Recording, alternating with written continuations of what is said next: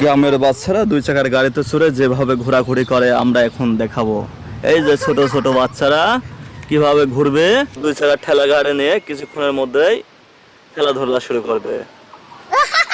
হ্যাঁ, এবার দেখতে থাকুন গাড়ি কিভাবে আগাতে থাকে গ্রামের পথে।